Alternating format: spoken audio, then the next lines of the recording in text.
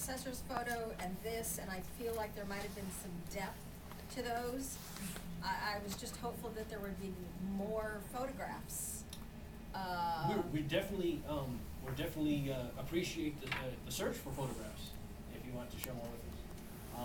But did you search for more photographs, I guess is what I'm asking. All the photographs that are in the Washington State Archives, and I'm definitely searching for more. Okay. Very interested in photographs. So you're not aware of any other? I changes? personally am not aware to any changes to the rafters in my perusal of either the photographs or the drawings from your office up above. Now, again, I'm a longshoreman, I move cargo. I'm not an architect or a builder, so I'm not going to swear to that. If someone can prove me wrong, then they do. But it doesn't appear to me that there's been any change in that. Thank you. Okay, any other board questions? Yeah, in the report, there was a mention of a connection to the NAACP Sentinel Credit Union. I wonder if you could expand on that a little bit, what that credit union is.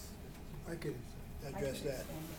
I was a member of, I think when I was 12 or 13, of the Sentinel NAACP Credit Union that was also on Union. And the bank grew out of the Sentinel NAACP Credit Union with the support of the Masons, because my dad was a Grand Worshipful Master in the Masonic Temple, and so was Mr. Purnell. So that's where they got their foundation from and their financial expertise to branch into Liberty Bank. Mr. James C. Purnell was my father. I'm Michelle Purnell Hepburn. Ooh-wee. Seattle Sentinel Credit Union, NAACP Credit Union Sentinel Credit Union was founded in 1952 by the members of Harmony Lodge, Prince Hall Masonry. My father, mother, and 10 other pioneers founded Liberty Bank of Seattle. My father was manager of Sentinel Credit Union when Liberty Bank opened, and then became president of Liberty Bank in 1971. Thank you. Did the credit union have a building?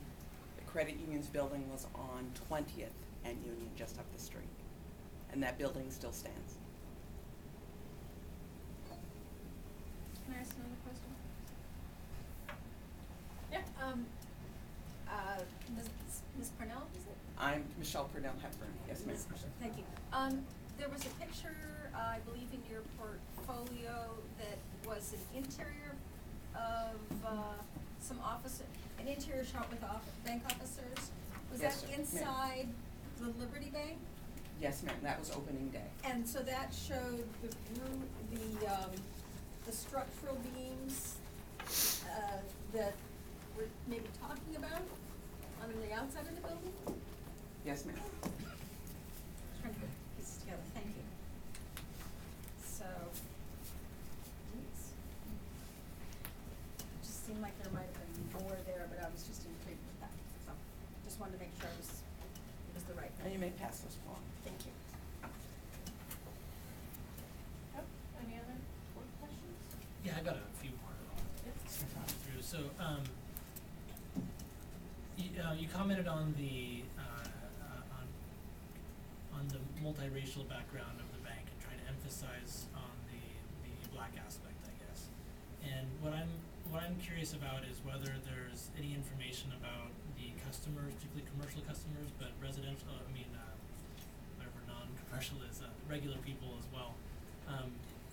Was it predominantly used by the African American community, despite having a multiracial board, or was the expression? I just want to know if the expression of the bank, which side it goes on to, whether it was African American or multiracial. Well, first of all, I think it's important to say it's a predominantly African American board. That's one thing I keep emphasizing. This was an African American bank that welcomed other ethnicities to be part of it, but it was not multiracial as opposed to African American. And now, do I have demographic list of all the people that had accounts there and owe money to? No, I do not.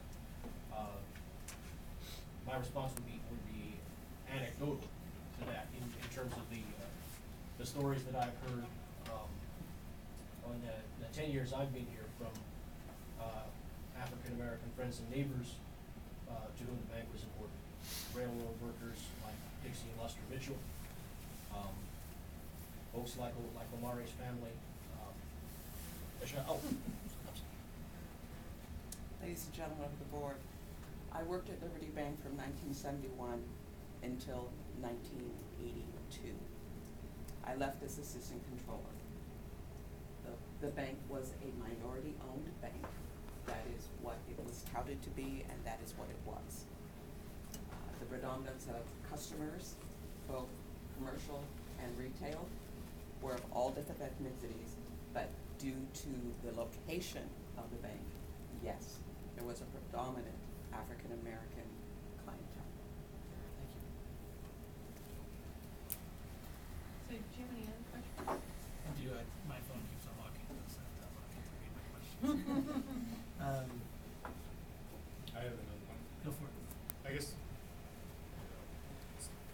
your report and other documents we've received, including public comment, has often referred to the Liberty Bank as being the first and only African-American bank specific, at least in its board membership, perhaps, in the Northwest. I guess I'm a little confused on how the NAACP Sentinel Credit Union, which existed prior to this bank, factors into that statement. My response would be that there's a difference between a credit union and a bank, on both important institutions. But to go any deeper than that, as a guy who's lived here for 10 years, and particularly in this neighborhood, because I'm attracted to African-American culture as a newcomer, I'm gonna ask either Omari or Michelle. I'm gonna defer Comment to, on that. Michelle. To answer your question, credit unions back in the 1960s were only allowed to do certain kinds of loans and have passbook savings. They could give car loans, they could give personal loans like a signature loan, and they could have passbook savings. That was it. Mortgages, home equities, everything that we know credit unions could do today were not allowed in the 60s. So it still meant that if you wanted to buy a home and you were a minority, you still faced a very, very steep challenge. So Sentinel Credit Union was the first step toward being self-sufficient in the central area community, and Liberty Bank was the flagship, where a bank could loan to many different people, based on credit, of course, and offer mortgage loans, home equity loans, checking accounts. So even if you were a member of Sentinel Credit Union, certainly if you needed a checking account, you still had to approach a for-profit bank. To answer your question. Well, that kind of answers the question that I was going to ask, but I'll go ahead and ask anyway to see if there was any more to add to it. So, redlining is brought up several times in the presentation. Frankly, I would like to learn more about the phenomenon and kind of how this played into bringing it to an end, perhaps. So, if this does move on towards designation, I would really like to learn more about that piece, including maps and et cetera. I know we're out there, but I've never seen.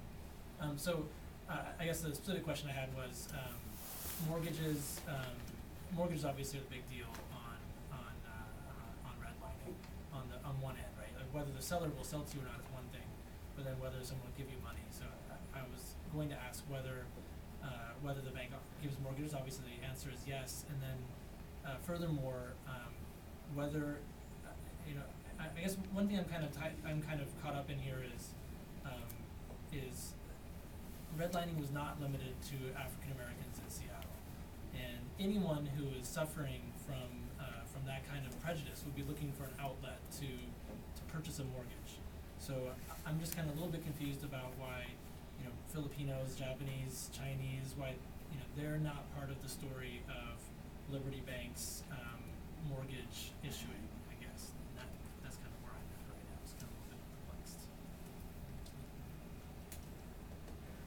correspondent, there you go. May I answer your question? Sure. I believe what I'm hearing is your question is,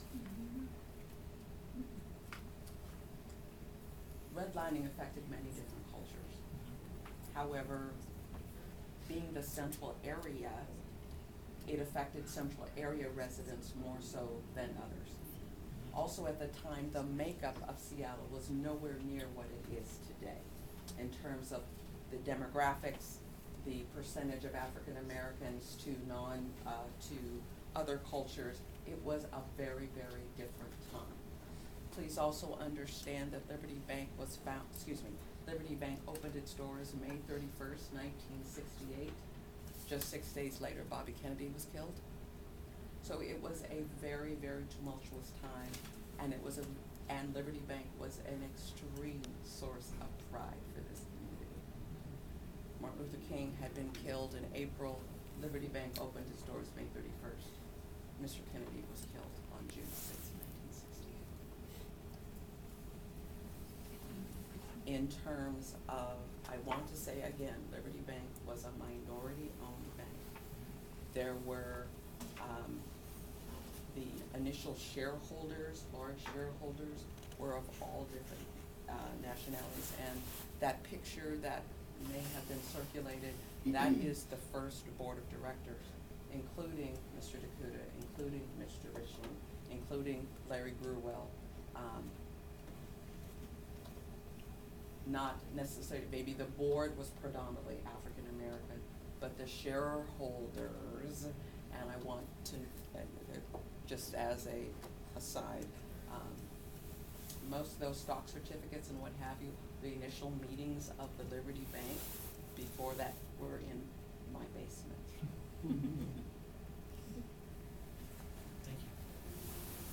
Can I ask a question for dovetails on that concept? Is one of the things that we consider is not just its historic significance at the time that the building was constructed, but its ability today to continue to convey that significance to the community and what meaning it has today. So my question is a little more open-ended, just I don't know if you can speak a bit to that, the role that the building is playing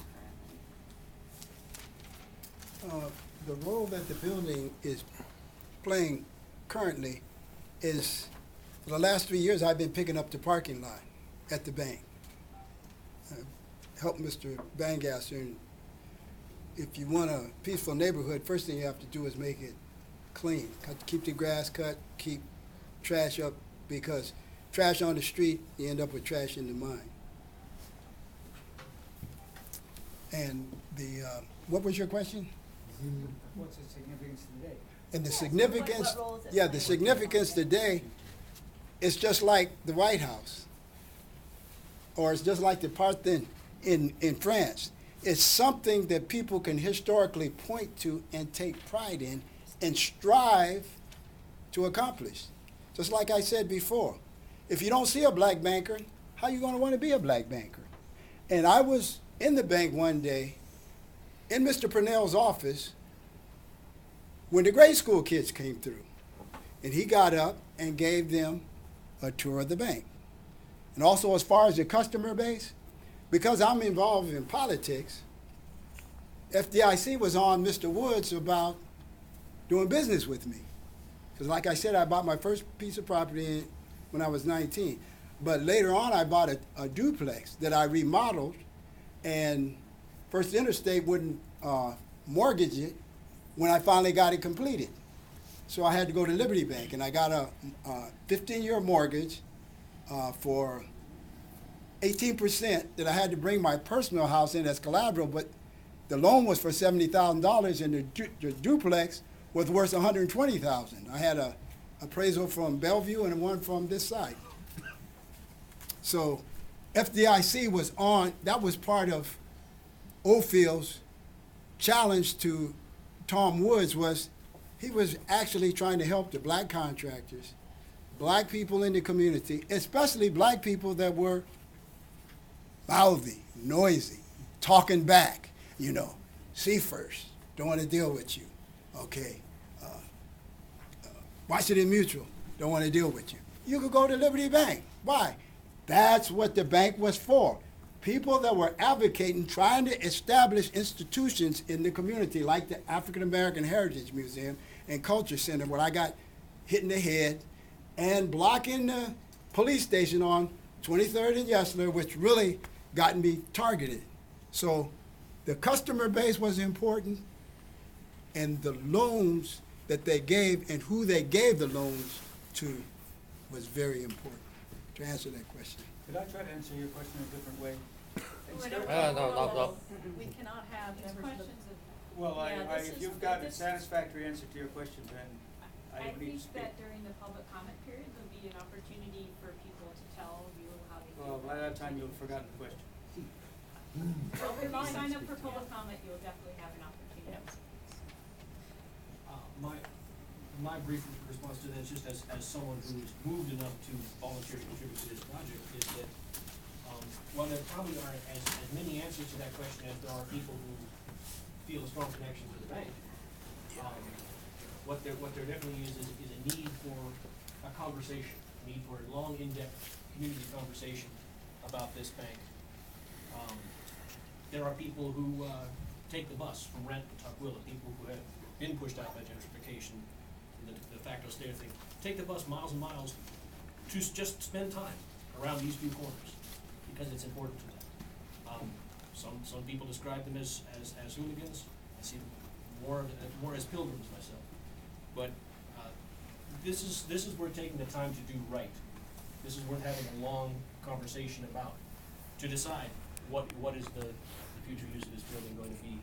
And that's why we need the Landmarks Board to use your power to prolong that conversation.